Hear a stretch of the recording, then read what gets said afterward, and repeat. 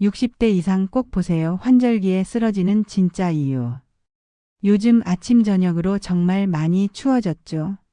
낮에는 따뜻한데 해가 지면 갑자기 기온이 뚝 떨어지는 게 바로 환절기의 특징입니다. 저도 어제 아침에 산책 나갔다가 깜짝 놀랐어요. 아침 6시만 해도 기온이 10도도 안 됐거든요. 그런데 낮 2시쯤 되니까 20도까지 올라가더라고요.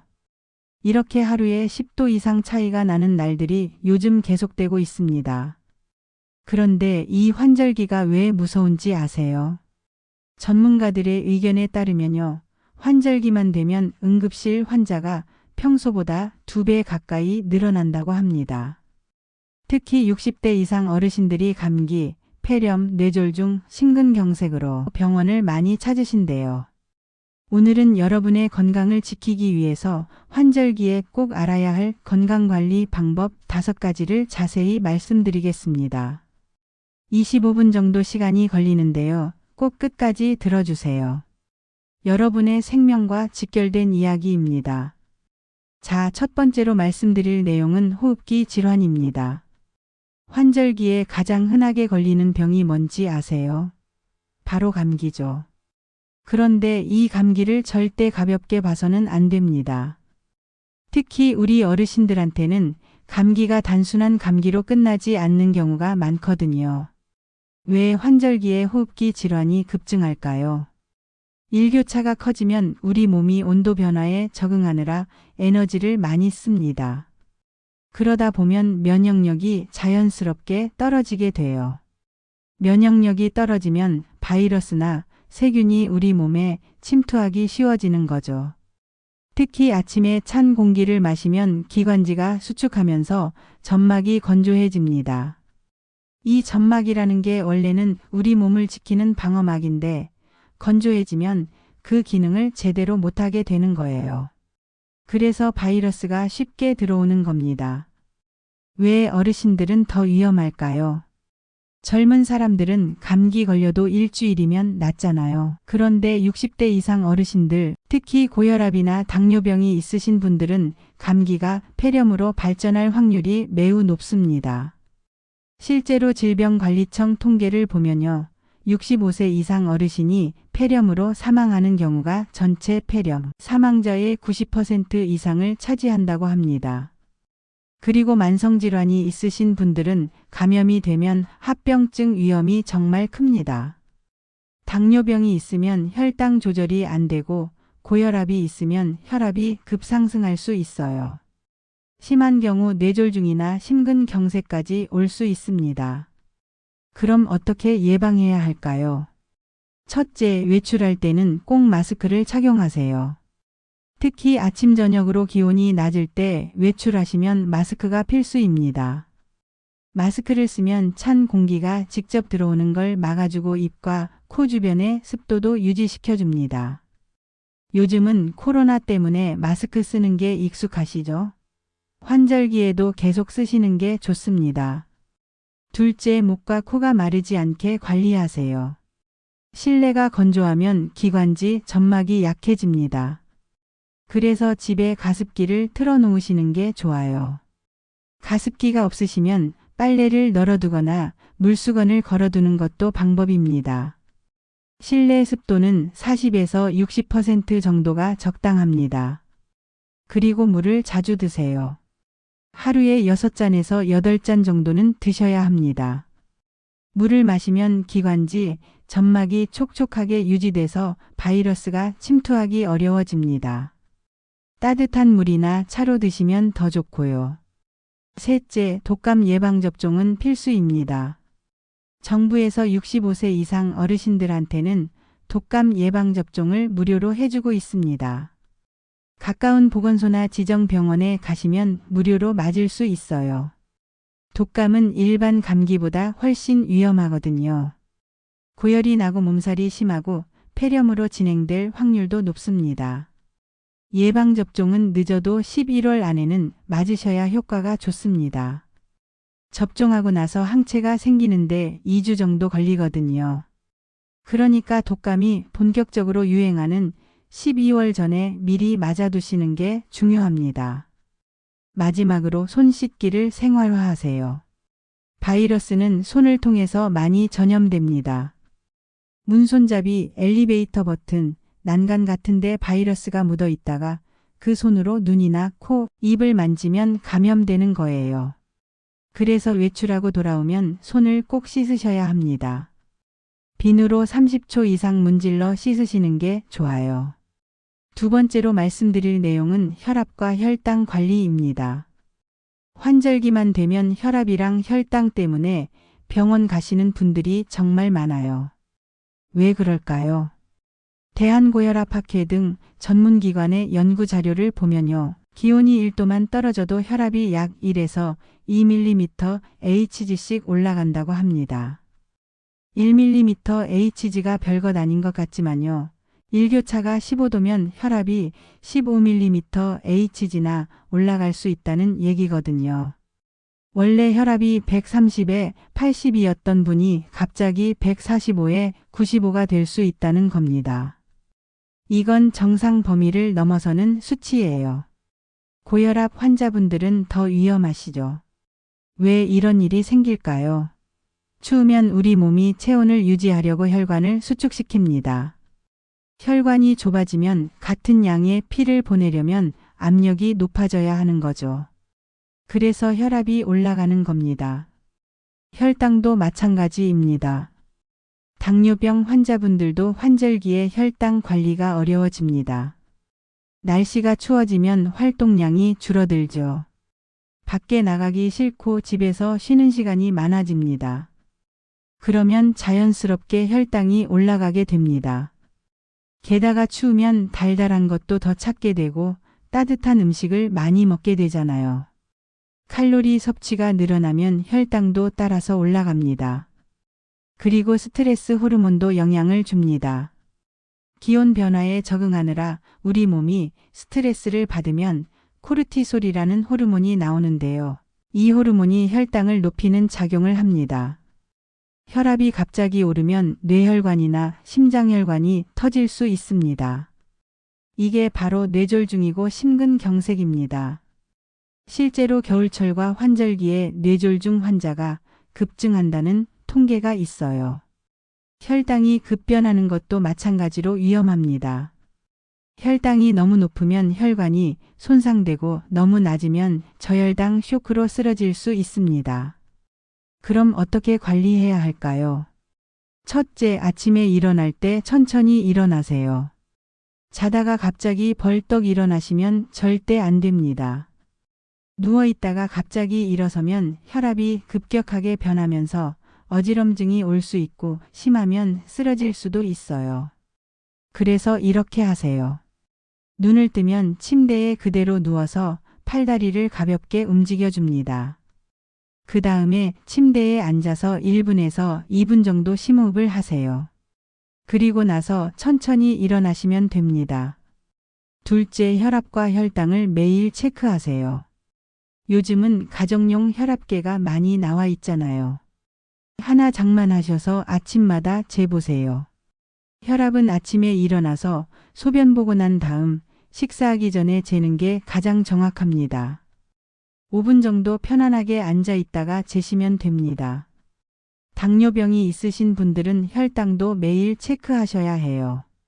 공복 혈당, 식후 2시간 혈당을 재보시고 평소와 다르게 수치가 높게 나오면 바로 병원에 연락하셔야 합니다. 셋째, 약은 절대 임의로 조절하지 마세요. 어떤 분들은 오늘 혈압이 괜찮네 하시면서 약을 안 드시는 경우가 있어요. 이거 정말 위험한 행동입니다. 혈압약, 당뇨약은 매일 규칙적으로 드셔야 효과가 있습니다. 약을 먹어서 혈압이 정상으로 유지되는 건데 약을 끊으면 다시 올라갑니다. 약 조절은 반드시 의사 선생님과 상의해서 하셔야 해요. 넷째, 따뜻하게 입으세요. 외출하실 때는 옷을 겹겹이 입으세요. 특히 목을 따뜻하게 해주는 게 중요합니다. 목에는 큰 혈관이 지나가거든요. 목이 추우면 혈관이 수축해서 혈압이 올라갑니다. 목도리나 스카프를 꼭 하시는 게 좋아요. 실내에서도 너무 얇게 입고 계시지 마세요. 실내 온도는 20에서 22도 정도로 유지하시고 따뜻하게 입고 계시는 게 좋습니다. 세 번째는 피부 건조와 가려움증입니다. 요즘 밤에 잘 주무시나요? 피부가 가려워서 잠을 못 주무시는 분들이 정말 많으세요.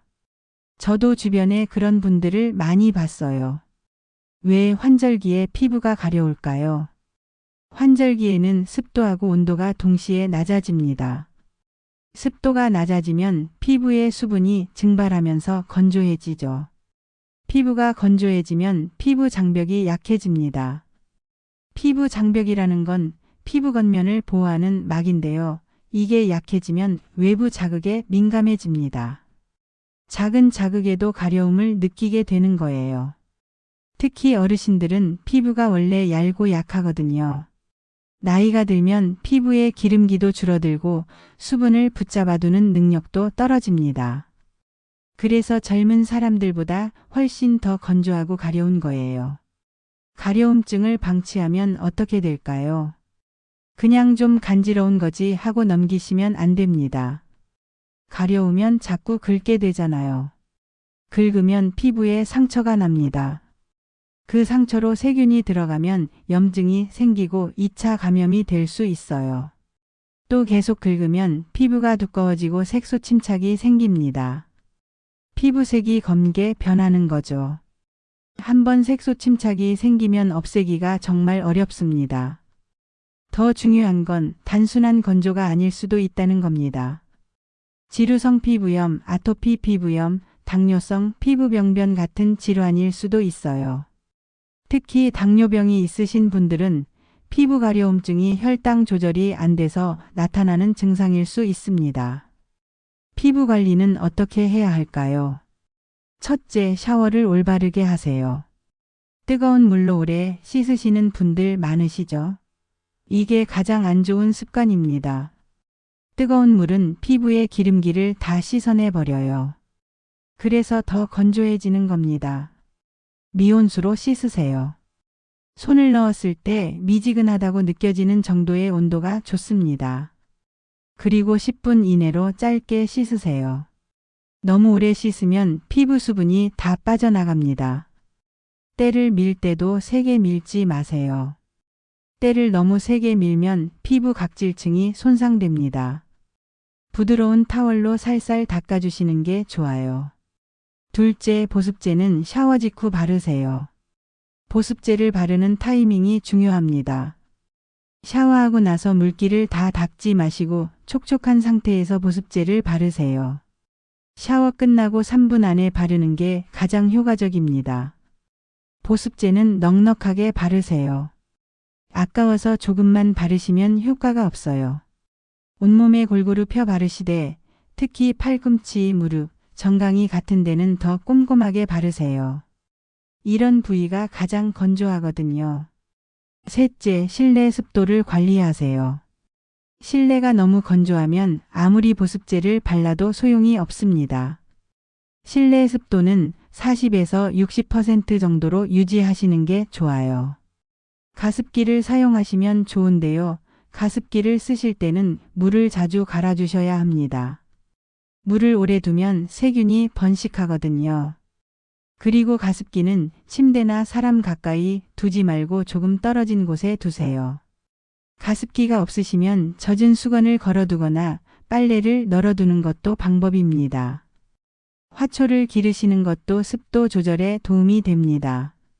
넷째, 2주 이상 가려우면 병원에 가세요. 아무리 관리를 해도 가려움증이 2주 이상 계속되면 피부과에 가보셔야 합니다. 단순한 건조가 아니라 피부 질환일 수 있어요. 특히 당뇨병이나 간질환, 신장질환이 있으신 분들은 가려움증이 그 병 때문에 생기는 경우가 많습니다. 그러니까 내과 검진도 같이 받아보시는 게 좋아요. 네 번째는 소화기 건강입니다. 환절기만 되면 속이 더부룩하고 속쓰림이 생기고 변비가 생기는 분들 많으시죠? 왜 환절기에 소화기 문제가 생길까요? 날씨가 추워지면 따뜻한 음식을 찾게 됩니다. 찌개, 국물 요리, 기름진 음식 같은 걸 많이 먹게 되죠. 이런 음식들이 위에 부담을 줍니다. 또 활동량이 줄어들면서 장 운동도 느려집니다. 장이 제대로 움직이지 않으면 변비가 생기고 소화도 잘 안 되는 거예요. 그리고 기온이 낮아지면 우리 몸이 체온을 유지하려고 에너지를 많이 씁니다. 그러다 보면 소화기관으로 가는 혈액량이 줄어들어요. 소화 기능이 약해지는 거죠. 어떻게 관리해야 할까요? 첫째, 아침 식사를 꼭 하세요. 아침을 안 드시는 분들 많으신데요. 이게 위에 정말 안 좋습니다. 아침을 굶으면 위산이 계속 분비돼서 속쓰림이 생깁니다. 아침은 부담 없는 음식으로 드세요. 따뜻한 죽이나 미음이 좋습니다. 소화도 잘 되고 위에 자극도 안 가거든요. 빵이나 과일만 먹는 것보다 훨씬 좋아요. 둘째, 찬 음식과 기름진 음식을 줄이세요. 환절기에는 위장이 약해져 있습니다. 찬 음식을 먹으면 위장이 급격하게 수축하면서 경련이 올 수 있어요. 냉장고에서 꺼낸 음식은 조금 두었다가 드시는 게 좋습니다. 기름진 음식도 소화가 잘 안 됩니다. 튀김, 삼겹살, 갈비 같은 음식은 자주 드시지 마시고 담백한 음식 위주로 드세요. 생선, 두부, 닭가슴살 같은 게 좋습니다. 셋째, 물을 자주 드세요. 물을 많이 마시면 변비 예방에 도움이 됩니다. 하루에 1.5리터에서 2리터 정도는 드셔야 해요. 한 번에 많이 마시는 것보다 조금씩 자주 마시는 게 좋습니다. 식사 중에 물을 너무 많이 마시면 소화액이 희석돼서 소화가 잘 안 됩니다. 식사 30분 전이나 식사 1시간 후에 마시는 게 좋아요. 넷째, 규칙적으로 식사하세요. 끼니를 거르거나 시간이 불규칙하면 위장이 약해집니다. 아침, 점심, 저녁을 정해진 시간에 드시는 게 좋아요. 과식도 안 좋습니다. 배부를 때까지 드시지 마시고 80% 정도만 드세요. 천천히 꼭꼭 씹어서 드시는 것도 중요합니다. 다섯째, 증상이 계속되면 검진 받으세요. 복부 팽만감이나 속쓰림이 일주일 이상 계속되면 병원에 가보셔야 합니다. 역류성 식도염, 위염, 담낭염 같은 질환일 수 있어요. 특히 명치 부근이 아프거나 소화가 안 되면서 체중이 줄어들거나 검은색 변을 보시면 바로 내과에 가셔야 합니다. 위장 질환은 초기에 발견하면 치료가 잘 되거든요.